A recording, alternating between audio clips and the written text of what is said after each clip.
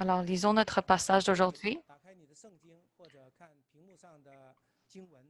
今天要读的经 Alors, le passage d'aujourd'hui se trouve dans 2 Timothée, chapitre 1, des versets 13 à 18. Alors, lisons-le ensemble. Retiens dans la foi et dans la charité qui est en Jésus-Christ le modèle des saines paroles que tu as reçues de moi.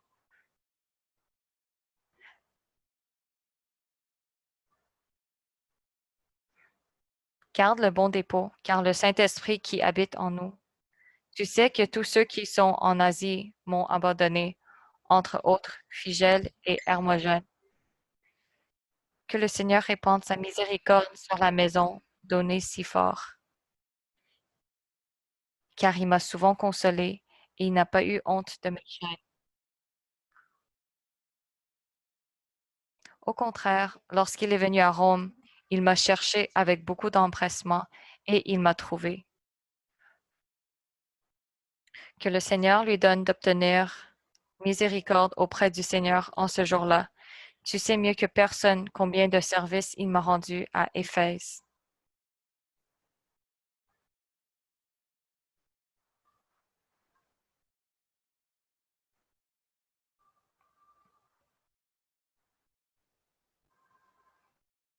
Alors, on remercie le Seigneur pour ces paroles.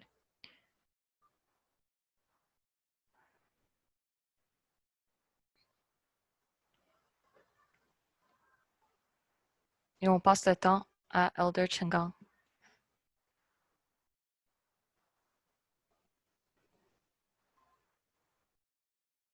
Alors, que la paix soit avec vous.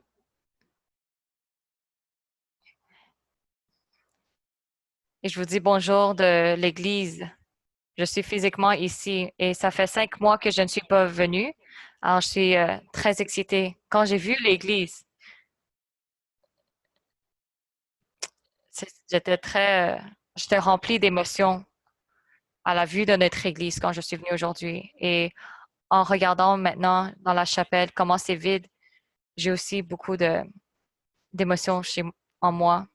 Alors, je prie que cette pandémie puisse passer et qu'on puisse une fois de plus se rassembler ensemble pour louer le Seigneur. Prions ensemble. Cher Seigneur, je suis ici encore à l'église. Je suis, je suis émouvée et je suis aussi en tristesse parce que je vois que l'église est vide, qui est habituellement remplie de tes enfants qui sont ici à te louer, mais qu'aujourd'hui on n'est que quelques-uns ici. Alors Seigneur, que tu nous accordes ta miséricorde, que tu nous donnes ta grâce et nous t'appelons devant toi. On appelle ton nom pour que tu viennes nous aider. Ton enfant est ici devant toi aujourd'hui. Que ton sang soit au-dessus de moi, que tu pardonnes tous mes péchés, que je sois maintenant ici devant la congrégation, une chaîne pour tes paroles, que ton pouvoir soit en moi et que ce que je dis aujourd'hui puisse réconforter nos frères et sœurs.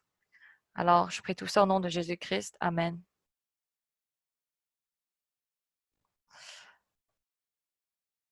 Alors, je remercie le Seigneur parce que dans ces semaines, on parle toujours de Timothée.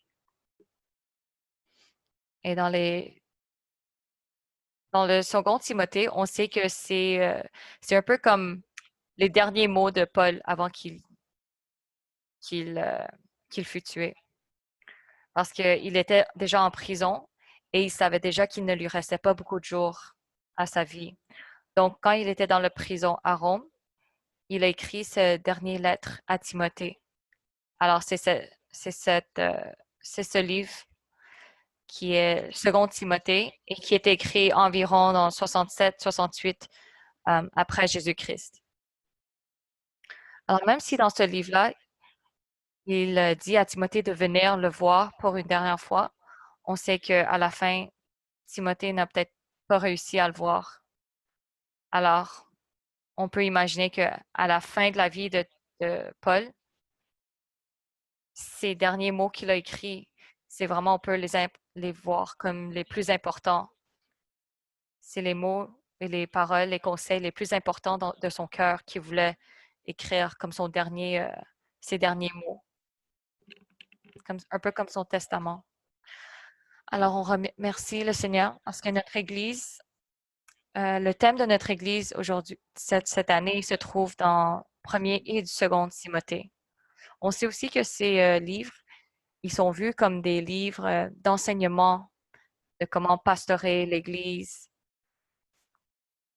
et comment répandre la foi à l'Église. Et il y a un thème qu'on voit souvent dans ces livres, c'est comment arrêter les faux enseignements dans l'Église. Alors, dans notre passage aujourd'hui, Paul, il a dit 2 fois à Timothée de retenir, de maintenir les paroles de vérité qu'il a reçues de Paul. Alors ça, c'est en fait le conseil que Paul donne à Timothée de comment confronter et arrêter les faux enseignements à l'Église. Donc, il dit à Timothée de retenir ce qu'il a entendu de vérité de Paul et de garder le bon dépôt par le Saint-Esprit qui habite en nous. Donc, on voit dans ces 2 versets 13 et 14, il dit « Retiens dans la foi ». Et deuxième, il dit « Garde le dépôt, le bon dépôt ».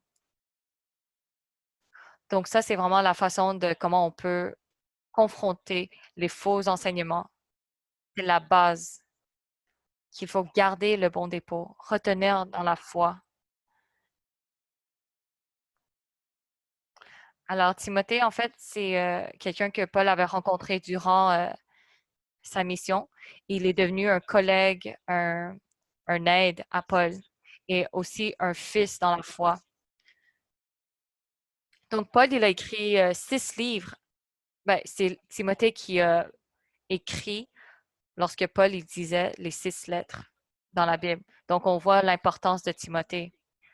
Et Paul aussi, il a parlé de la foi en Timothée. Alors, il a parlé de ça en parlant de Loïs, la grand-mère de Timothée, et ensuite de sa mère, et ensuite Timothée. Alors, on voit que Timothée, il faisait partie de la 3e génération de croyants chez lui. Donc, sa grand-mère et sa mère lui ont donné en héritage cette foi. Alors ici, on voit cette transition, cette transmission de foi de génération en génération. Alors, nous aussi, nos frères et sœurs, ce qui est important pour nous, c'est de vraiment transmettre cette foi à nos enfants, à nos fils et nos filles. Et c'est vraiment quelque chose qui présente un défi même aujourd'hui dans notre société parce que même si nos enfants, on les amène à l'Église dès un jeune âge et qu'ils grandissent à l'Église et ils participent à toutes les activités à l'Église, cependant, ça ne peut pas vraiment automatiquement les transformer en chrétiens, en croyants. Nous devons nous assurer que notre foi peut se transmettre à eux. Nos enfants grandissent au fur et à mesure. Et moi aussi, en tant que père, j'ai 3 enfants et je comprends de plus en plus que mon influence dans leur vie est en train de rapetisser, est en train de diminuer. On a toujours ce sentiment que quand nos enfants sont jeunes, ils nous suivent. On les amène partout, on les amène à l'église, ils nous suivent. Mais le plus qu'ils grandissent, c'est très difficile à faire. Donc, la semaine passée, je suis allée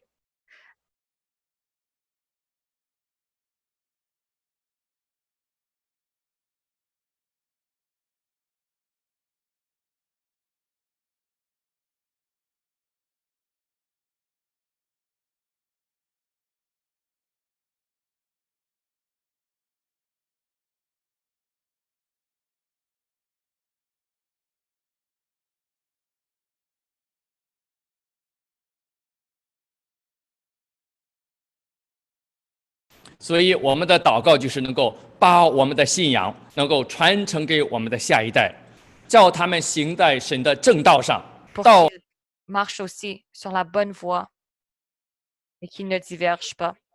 Donc ça, c'est un thème qui est très important, la transmission du foi dans les livres de Timothée. Un autre thème très important, c'est comment est-ce qu'on devrait adresser les faux enseignements à l'Église? Comment on les élimine? Comment on les confronte? Surtout dans la fin du temps, Jésus a déjà prophétisé qu'il y aura des faux prophètes qui se lèveront dans la fin du temps et ils feront même des miracles et ils confondront les gens, les peuples. Alors, comment est-ce qu'on ferait? Comment on fait face à ces défis? Paul donne deux conseils. Premièrement, c'est de, comme on a lu dans nos versets, de retenir la foi, de garder le bon dépôt. On retient la foi dans la charité qui est en Jésus-Christ, qui est le modèle des saines paroles que tu as reçues de moi, de Paul, et de garder le bon dépôt par le Saint-Esprit qui habite en nous. Alors ça, c'est vraiment un conseil qui nous donne les moyens de combattre les faux enseignements. Donc aujourd'hui, on parlera de ces thèmes de trois angles, de dire comment est-ce qu'on peut retenir tout ça, la foi. Et deuxièmement, je parlais de Paul en parlant de l'amour en Jésus-Christ. Et troisièmement, je parlais de en dépendre sur le Saint-Esprit qui est en nous, qui habite en nous. Donc, regardons 2 Timothée, chapitre 1, verset 13. Ça dit, dans la charité qui est en Jésus-Christ, le modèle des saines paroles que tu as reçues de moi, retiens dans la foi. Verset 14. Garde le bon dépôt par le Saint-Esprit qui habite en nous.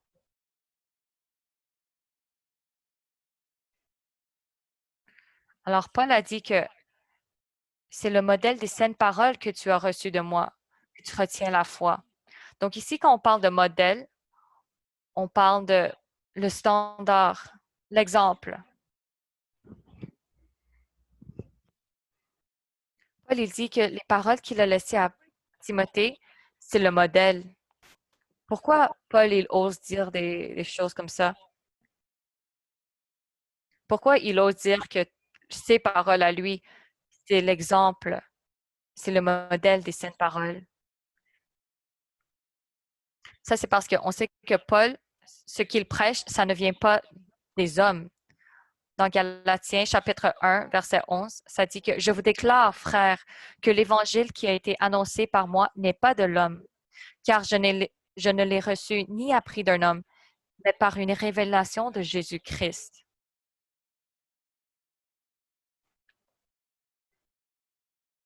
Paul a aussi dit en 1 Corinthiens chapitre 15, verset 13, je vous ai enseigné avant tout, comme je l'avais aussi reçu, que Christ est mort pour nos péchés, selon les Écritures, qu'il a été enseveli et qu'il est ressuscité le troisième jour, selon les Écritures, et qu'il est apparu à Céphas, puis aux 12 disciples.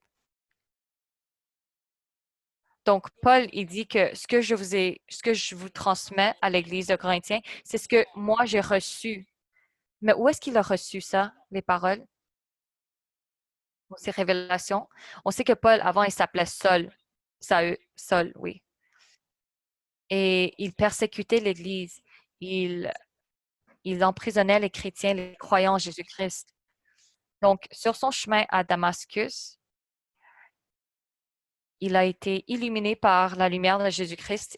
Il s'est repenti et il s'est baptisé. Il est venu sous le nom de Jésus-Christ. Alors, Paul, il a dit lui-même que après qu'il soit baptisé, il n'est pas allé à Jérusalem pour voir les autres disciples, mais il est allé dans le désert. Ça, c'est dans le livre de Galatiens, chapitre 1, qui nous dit ça. Et pendant 3 ans, il a passé du temps seul, un à un, avec le Seigneur.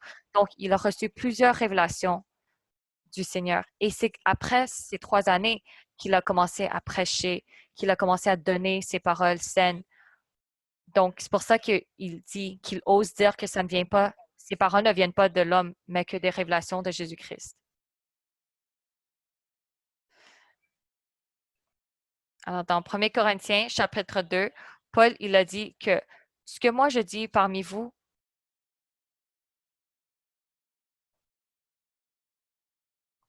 est par le pouvoir et le témoignage du Saint-Esprit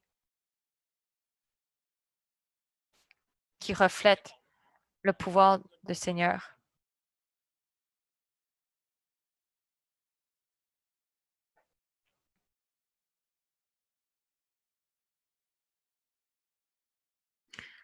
Alors, Paul, c'était quelqu'un qui était très éduqué.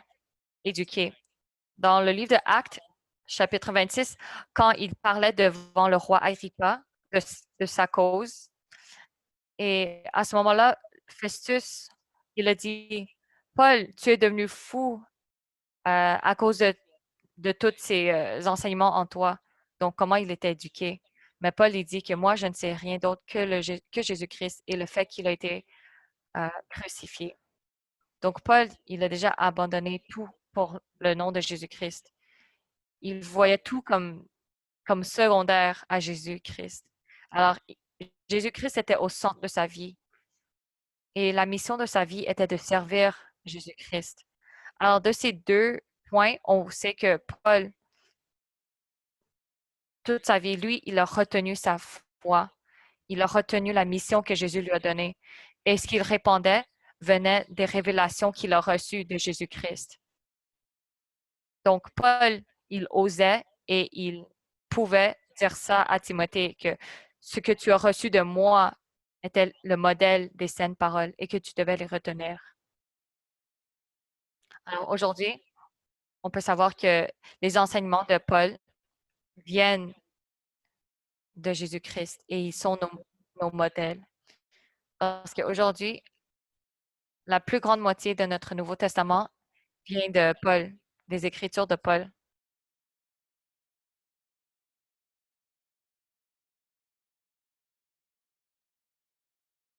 Donc, Paul, il demande à Timothée de vraiment retenir le modèle des saines paroles. Alors, le modèle que Paul lui a donné est de retenir la foi et la charité, dans la charité qui est en Jésus-Christ. C'est quelque chose aussi que nous, frères et sœurs, nous devons nous rappeler, surtout maintenant, dans la fin des temps. On sait que parce que le Saint-Esprit nous a dit que dans la fin du temps, il y aura des moments difficiles. On voit qu'aujourd'hui, durant la pandémie, ça a vraiment déjà fermé nos églises, que nous ne pouvons plus nous rassembler pour louer le Seigneur, adorer le Seigneur. Et dans la fin du temps, il y aura des moments encore plus difficiles. Alors, nous croyons les paroles du Seigneur, qu'il y aura plus de désastres et de persécutions. Alors, comment retenir notre foi?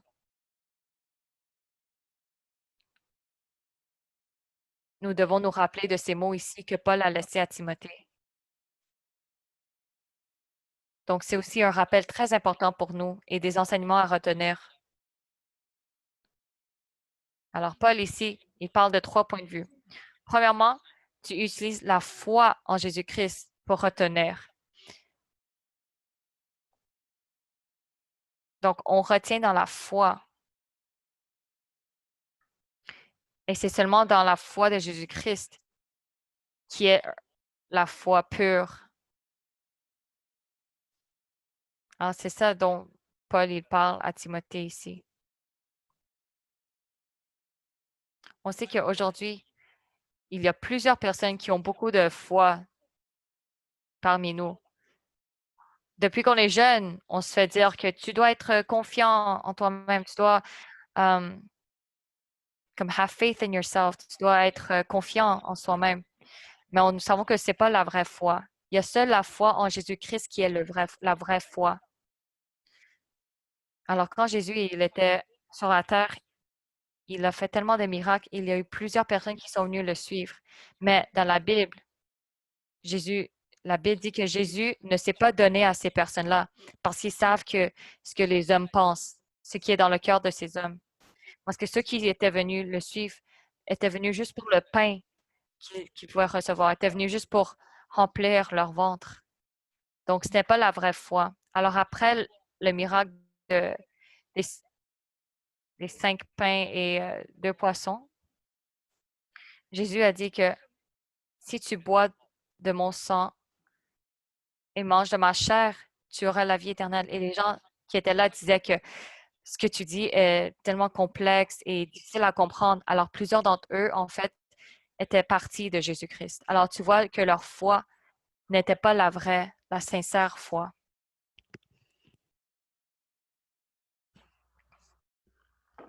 La vraie foi se fait tester. Donc, quand Jésus leur a dit ces paroles de manger de ma chair et boire de mon sang, ceux qui n'avaient pas la vraie foi étaient partis. C'était comme ça pour tester la foi. Dans 1er Pierre, on vous dit que afin que l'épreuve de votre foi, plus précieuse que l'or périssable, ait pour résultat la louange, la gloire et l'honneur lorsque Jésus-Christ apparaîtra. Donc, notre foi doit être mise à l'épreuve, éprouvée par le feu.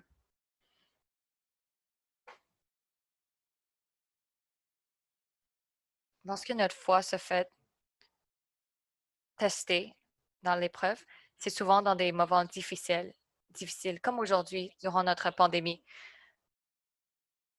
incluant en Chine, la Chine intérieure, comment ils persécutent les églises. C'est durant ces moments-là qu'on voit la vraie foi dans les chrétiens. C'est là le test pour eux, quand ils sont persécutés. On sait qu'il y a un pasteur très connu qui s'appelle George Müller et il était de l'Allemagne. Il avait adopté plusieurs orphelins. C'était vraiment un homme de foi. Il a dit que dans sa vie, il a, il a vécu le pouvoir de Jésus pour plus de 50 000 fois. Alors, une fois, il a été invité à venir à la ville de Québec. Dans son temps, il pouvait juste venir en bateau. Donc, à cause d'une grande brume, il était arrêté de 4 heures de trajet encore de la ville de Québec. Et la brume était tellement intense que même le capitaine du bateau qui avait beaucoup d'expérience, ne voulait plus continuer. Donc, il s'est arrêté. Et à ce moment-là, le pasteur, il était très anxieux. Il disait que je dois y aller parce que ça a été, cette rencontre a été décidée il y a très longtemps et je dois vraiment y aller avant 16 heures de l'après-midi. Et le capitaine a dit non, c'est impossible. Cette brume-là, pour qu'elle disparaisse, il faut au moins quelques jours. Et là, le pasteur Muller a dit que mon Dieu me frayera toujours un chemin. Donc, il s'est mis à genoux et a commencé à prier. Et après qu'il ait prié, le capitaine aussi, il était un chrétien, donc lui aussi voulait prier. Mais Muller, il a dit non, tu ne vas pas prier parce que tu n'avais pas la foi. Tu n'as pas la foi, donc tu ne vas pas prier. Alors il dit au capitaine d'ouvrir les fenêtres parce que la brume est déjà dissipée. Alors quand le capitaine a ouvert les fenêtres, il voit que oui, actuellement, la brume n'est déjà plus là. Donc donc cette histoire a été racontée par le capitaine en tant que témoignage. Et oui, le pasteur a pu arriver à Québec City en temps, la ville de Québec en bon temps. Donc ça, c'est juste un de ces 50 000 expériences avec le Jésus-Christ, avec Jésus-Christ. Alors, on voit que quand est-ce que notre foi peut être testée? C'est dans ces moments difficiles. Alors, comme aujourd'hui, durant la pandémie, si quelqu'un d'entre nous a perdu son travail, a perdu un membre de sa famille, c'est à ces moments-là qu'on peut vraiment voir si on a la foi pure, la foi sincère. Et c'est vraiment dans ces moments difficiles que nous pouvons expérimenter le pouvoir du Seigneur. Donc, c'est comme un cycle.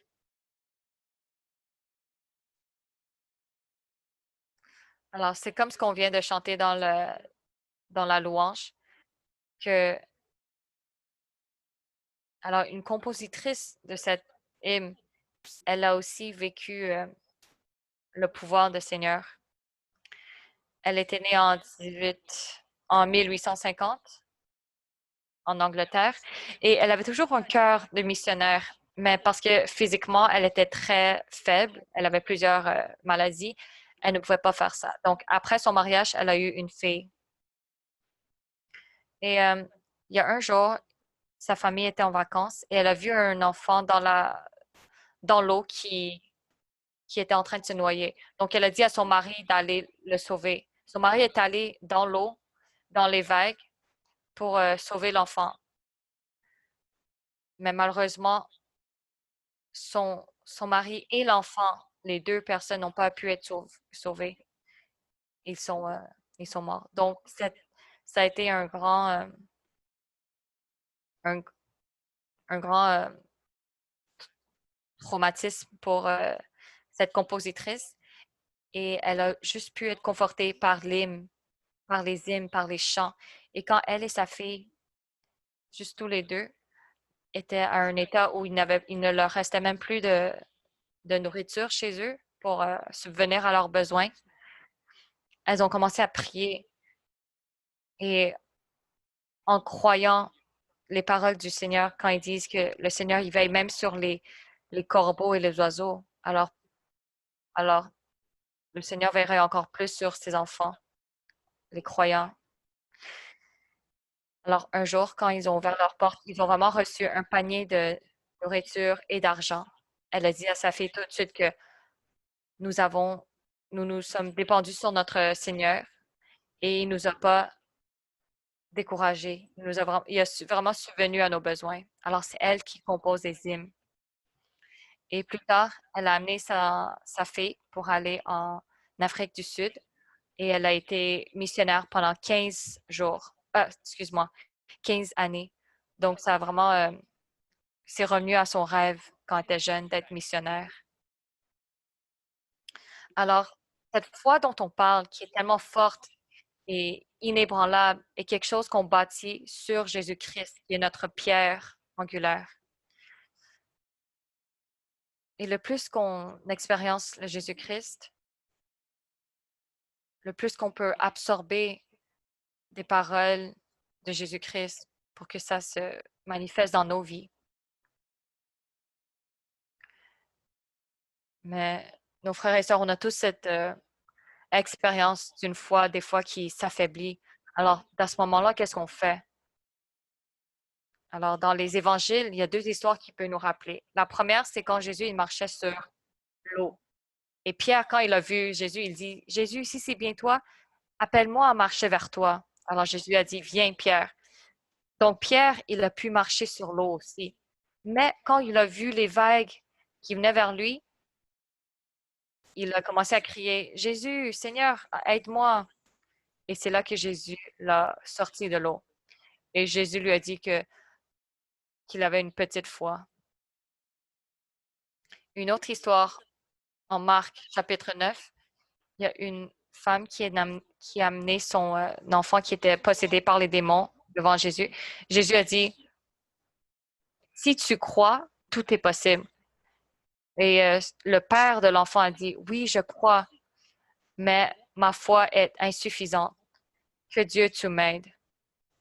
Donc, à travers ces deux histoires des évangiles, on voit que durant les moments où notre foi est faible, il faut crier au Seigneur. Il faut demander au Seigneur de nous aider. Alors, quand Pierre, il marchait sur l'eau et qu'il allait tomber dans l'eau, il a crié, Seigneur, sauve-moi. À ce moment-là, c'est parce qu'il voyait à son entourage que le vent était trop fort, les vagues venaient vers lui, sa foi était affaiblie. Alors Jésus-Christ lui dit que toi qui as une petite foi. Et cette deuxième histoire, c'est quand ce père qui est venu devant Jésus dit que oui, Seigneur, je te crois, mais ma foi n'est pas assez. Donc, il a aussi demandé au Seigneur de l'aider.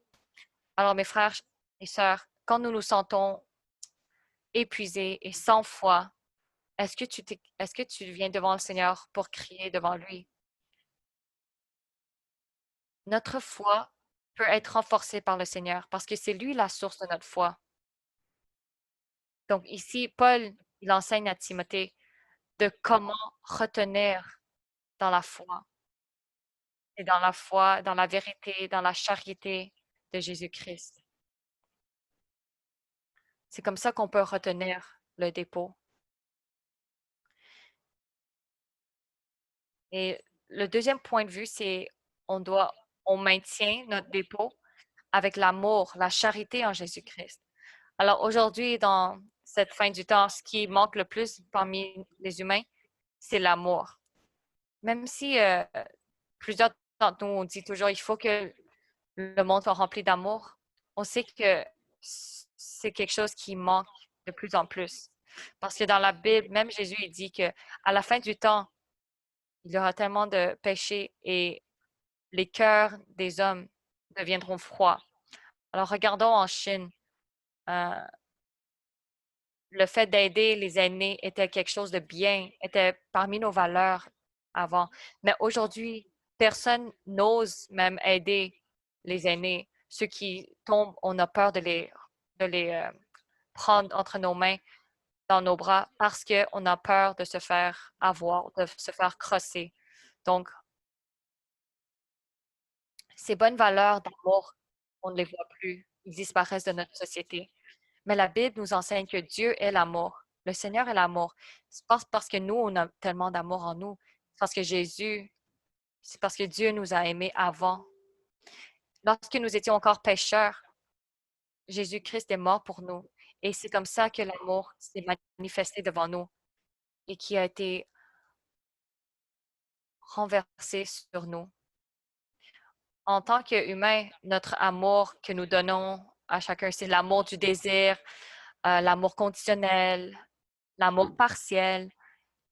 Il y a seul l'amour du Seigneur qui est complète, qui est inconditionnel, qui nous est donné comme un sacrifice. C'est vraiment l'amour, la charité en Jésus-Christ. Et d'où vient l'amour? En 1 Timothée, verset 5, le but du commandement, c'est une charité venant d'un cœur pur, d'une bonne conscience et d'une foi sincère.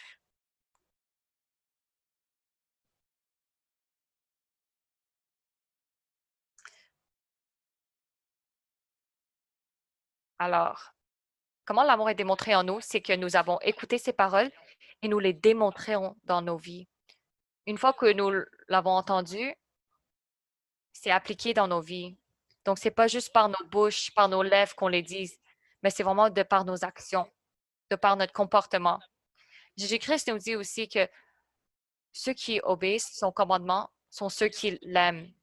Et ceux qui aiment le Seigneur seront aussi aimés par le Seigneur et qui se manifestera à nous. Alors, surtout dans le temps, la fin du temps, le cœur des humains sont refroidis. Alors, dans 1 Pierre, chapitre 4, versets 7 à 8, ça dit que la fin de toute chose est proche. Soyez donc sages et sobres pour vaquer à la prière. Avant tout, ayez les uns pour les autres une ardente charité, car la charité couvre une multitude de péchés. Donc, Jésus a déjà enseigné à ses disciples que si vous pouvez vous aimer les uns les autres, les hommes de ce monde peuvent vous reconnaître comme disciples de Jésus. Alors, on donne la gloire à notre Seigneur. Alors, mon frère et sœur, est-ce que vous voyez, la meilleure façon de témoigner de Jésus-Christ, c'est de s'aimer les uns les autres, de démontrer cette charité. Je crois aussi que notre Église est une Église de charité et est une Église d'amour. Sous le leadership de notre vieux pasteur, on est vraiment devenu un endroit qui témoigne de son amour, comme une lumière dans cette ville. Et nous nous aimons aussi réellement à l'Église. Et plusieurs choses qui se passent dans notre Église démontrent de cela, témoignent de cette chose. Donc, nous devons retenir notre foi de par la foi en Jésus-Christ. Alors, nous devons ne pas non seulement écouter, mais aussi faire. Alors, de lundi à jeudi, on a notre frère Yuen qui nous guide en enseignement biblique, en études bibliques. Et il y a un thème que nous regardons, c'est le livre de James, de Jacques. C'est les actions de foi. Alors, on parlait souvent de l'écoute et des actions. Alors, plusieurs d'entre nous ont répondu que oh, on pense que écouter, c'est facile, mais les mettre en action, c'est difficile. Mais le frère Yuen, il dit qu'à un certain moment dans ta vie, écouter les paroles aussi sera difficile pour toi. Ce n'est pas que l'écoute est facile. Parce que dans le livre de Hébreu, ça dit que peu importe ce qu'ils écoutent, ça n'avait aucune importance pour eux parce qu'ils ne l'ont pas mis en action. Donc, l'écoute dont nous parlons, c'est pas juste de l'écouter d'une oreille et de sortir de l'autre. L'écoute dont on parle qui devient plus difficile à accomplir, c'est de vraiment le retenir dans ton cœur, l'écouter jusqu'à ton cœur. Et aussi, ce qui est encore plus difficile, c'est d'écouter la vérité. Parce qu'en ligne, on voit toutes sortes de sermons, toutes sortes de messages, mais nous voulons écouter le sermon de la vérité, les messages de la vérité. Comment est-ce qu'on peut distinguer entre les faux enseignements et les enseignements de la vérité? C'est difficile. Alors, il y a quelques semaines, je suis allée prêcher à une autre église et j'ai rencontré un frère à l'église. Et j'ai réalisé qu'il était très familier avec la Bible. Il était capable de réciter les versets. Et ce frère-là ici, il est la 5e génération de chrétiens. Il m'a dit que à chaque année, il lit la Bible 2 fois, du début jusqu'à la fin. Plusieurs d'entre nous, une fois même, c'est difficile pour nous. Mais lui, il dit que c'est facile pour lui. Il dit qu'à chaque jour, il lit 10 chapitres de l'Ancien Testament, 5 chapitres du Nouveau Testament. C'est comme ça qu'il fait. Et il amène aussi son fils. Il fait ça avec son fils aussi. Je lui demande pourquoi. Il dit souvent à son frère à son enfant que, comment est-ce que tu sais que ce prêcheur dit quelque chose de vrai? Il faut que tu distingues ça avec la vérité. Donc, c'est pour ça qu'il faut être équipé en étant familier avec la Bible. Alors, il pose souvent plusieurs questions à son fils. Alors, quand il m'a raconté ça, j'étais vraiment très émouvée par ce qu'il m'a partagé. À chaque année, il peut lire 2 fois la Bible. Alors, comment est-ce qu'on peut vraiment distinguer de ce qu'on écoute, ce qui rentre dans nos oreilles, si c'est la vérité? Il faut vraiment dépendre sur la vérité qu'on connaît déjà de par la Bible. Alors, durant la Deuxième Guerre mondiale, après la guerre des Corées,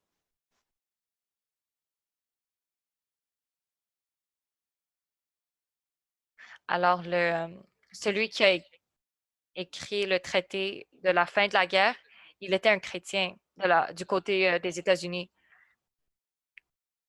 Il était un chrétien et il avait participé dans l'armée et il avait, il s'était commis à lire chaque année euh, le Nouveau Testament et l'Ancien Testament. Alors, pensons un peu à la fin de sa vie. Il a lu 70 fois l'Ancien Testament et 170 fois le Nouveau Testament.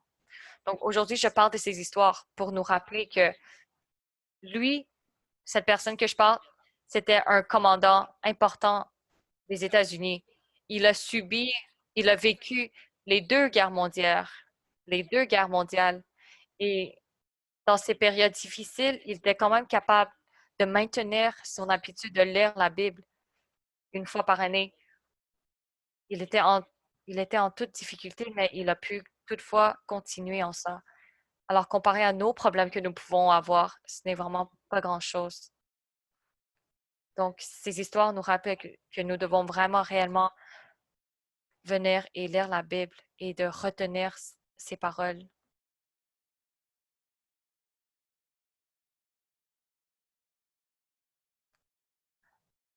Alors, quand nous parlons que nous devons retenir notre dépôt dans la charité de Jésus-Christ, mais si notre charité ou nos cœurs sont refroidis, qu'est-ce qui se passe? Ou si nous décidons d'abandonner, qu'est-ce qui se passe? Alors, on voit que il y a 2 exemples qu'on peut voir, qu'on a lu aujourd'hui, c'est Onesiphore.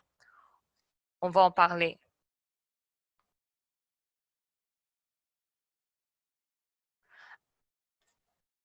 Alors, il y a une personne qui a quitté la foi, qui a abandonné la foi dans l'exemple, et il y a une qui a persévéré. Donc, dans Révélation, chapitre 2,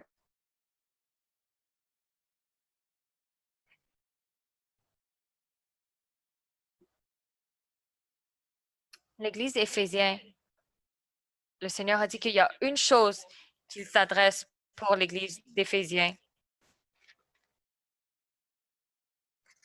et c'est le fait qu'il a quitté son premier amour avec le Seigneur.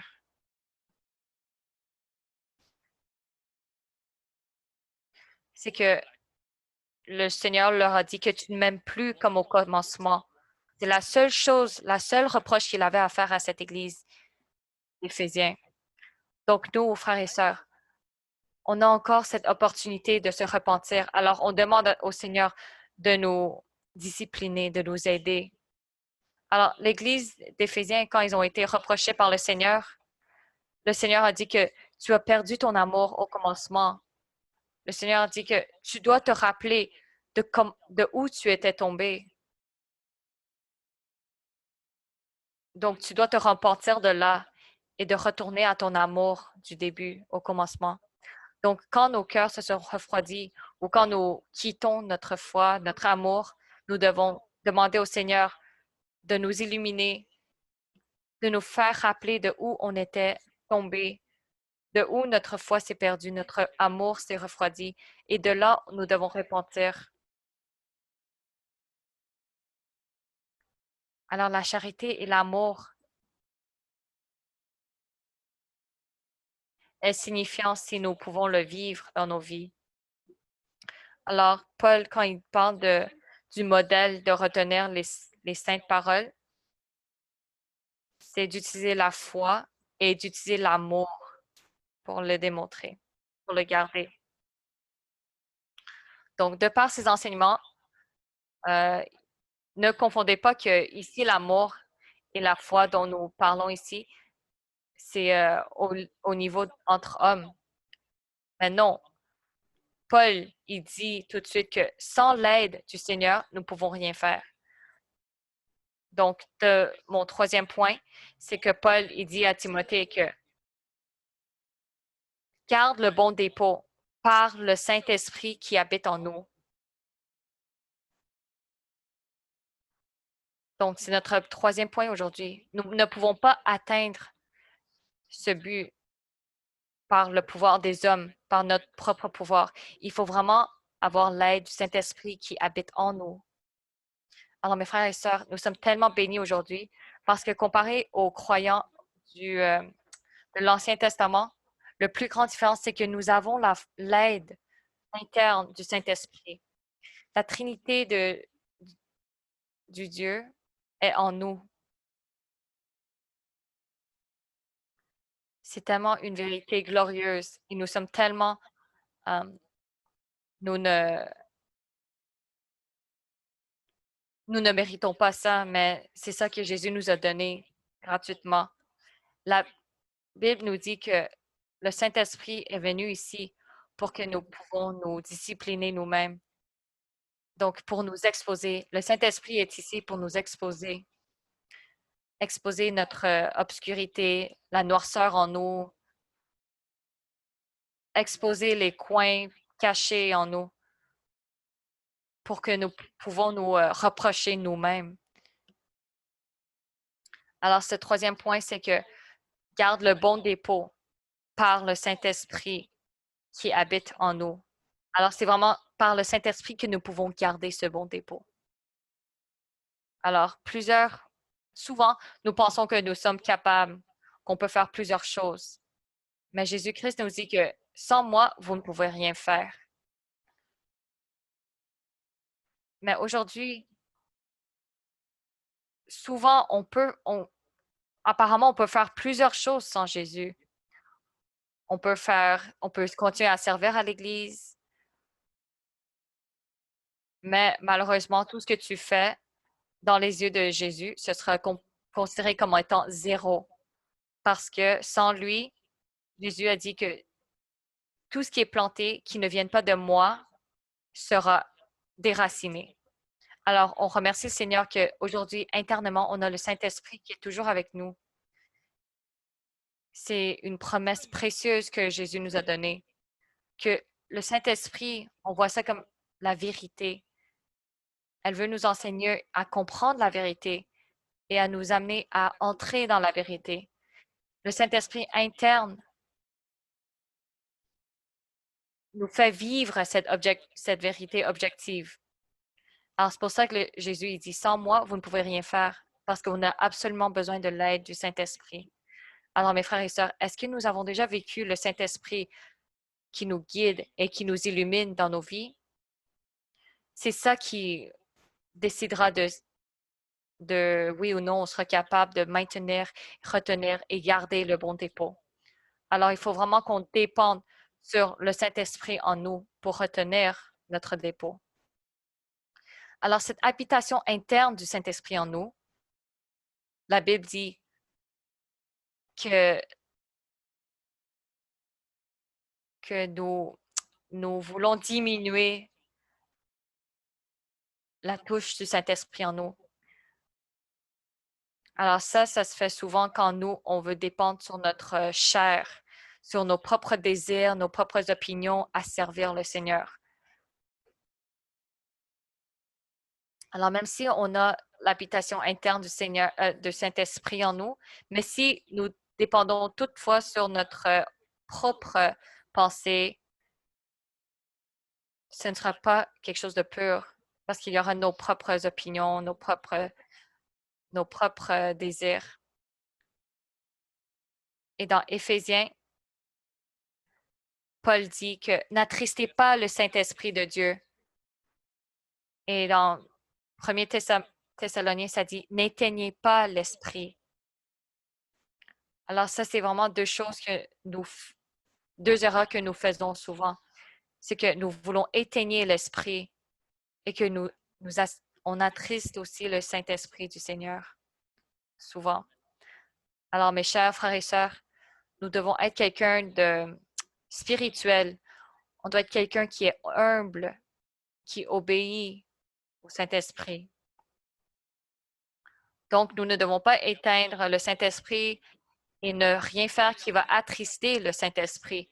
Comme ça, le Saint-Esprit qui habite en nous peut faire son travail à renouveler notre vie pour qu'on grandisse en lui.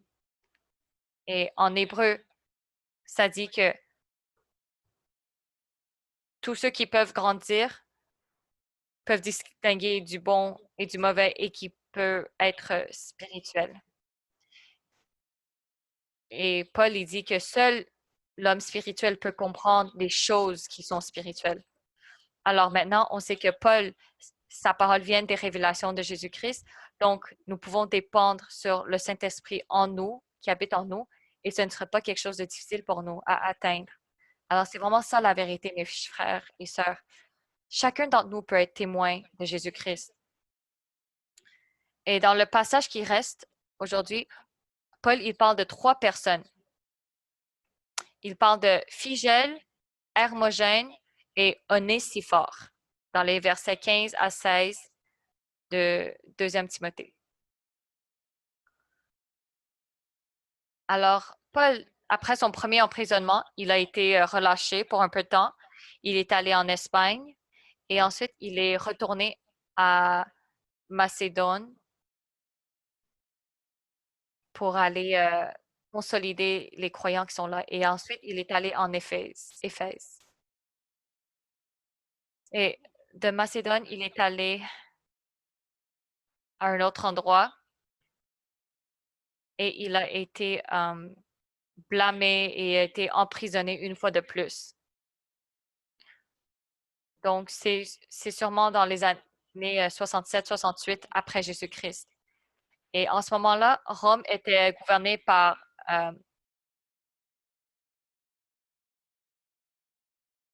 Néro. Oui, le roi Néro. Et qui était très cruel. Donc, une fois que Paul a été emprisonné une fois de plus, les gens avaient peur de se faire relier à Paul. Alors, ils ont déserté Paul aussi. Alors, ça, c'est quelque chose que Timothée, il savait.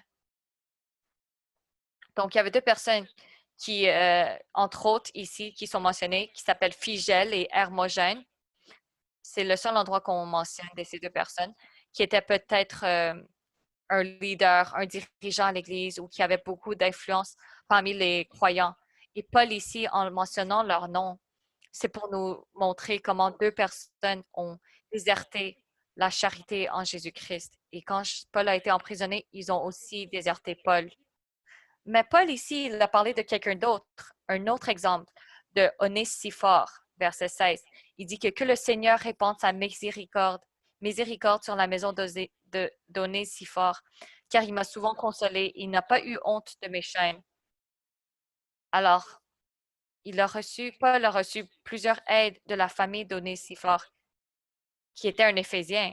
Donc, Paul, peut-être quand il était en Éphèse, c'était vraiment la famille d'Onésiphore qui l'accueillait. Paul disait ici qu'il m'a souvent consolé. Et dans la deuxième fois que Paul a été emprisonné, Onésiphore n'a pas non plus eu honte de ses chaînes, mais il est allé. Au contraire, il est venu à Rome pour chercher Paul. Donc, on sait que son deuxième emprisonnement, il était dans une prison, pas comme sa première fois quand il était dans sa propre maison, confiné à sa propre maison. Donc, sa deuxième fois était vraiment plus pire que la première fois. Il était en prison. Alors, Onésiphore, quand il est venu le chercher, ça lui a pris beaucoup de difficultés. Alors, Onésiphore, il a vraiment démontré cette foi et cette charité qu'elle avait dans Jésus-Christ. Il pouvait venir quand tout le monde a déserté Paul et n'a pas eu honte de ses chaînes. Et il est même venu dans cette prison de mort à venir chercher Paul. C'est vraiment une démonstration de sa foi et son amour en Jésus-Christ. Alors ça, c'était Onésiphore, l'exemple. Et pas seulement lui, mais toute sa famille avait accueilli et servi Paul. Alors on voit ici que Paul, dans sa deuxième fois d'emprisonnement, Dieu avait son plan de permettre cet emprisonnement. Il n'a pas seulement présenté une épreuve pour la foi de Paul, mais aussi une épreuve de la foi des vrais croyants et des faux croyants, de la vraie foi et de de leur vraie foi et de leur foi insincère. Donc, mes frères et sœurs, aujourd'hui, dans la fin du temps que nous sommes, nous aussi, nous ferons face à plusieurs difficultés ou persécutions. C'est vraiment un moment aussi pour mettre notre foi à l'épreuve. Paul, il a dit à la fin de sa vie, il a écrit Timothée, le second livre de Timothée. Il a dit à Timothée que tu dois dépendre sur le Saint-Esprit qui habite en toi pour garder ton dépôt et d'utiliser la foi et la charité en Jésus-Christ pour retenir ce dépôt. Donc, c'est vraiment aussi pour nous, les croyants d'aujourd'hui, dans cette période contemporaine, nous devons penser à ça. Nous devons retenir et garder notre bon dépôt en appliquant cette parole ici de ce livre. Alors, mes chers frères et sœurs, ce passage d'aujourd'hui nous dit que nous devons maintenir les paroles saines de Jésus. Nous devons utiliser la foi et la charité en Jésus. Et nous devons dépendre sur le Saint-Esprit qui habite en nous pour garder ce dépôt. Et nous sommes dans cette fin du temps. Paul il dit qu'il y aura des moments et des jours difficiles qui vont arriver. Le cœur des hommes, ils vont se départir de la vérité et ils suivront leurs propres passions et désirs.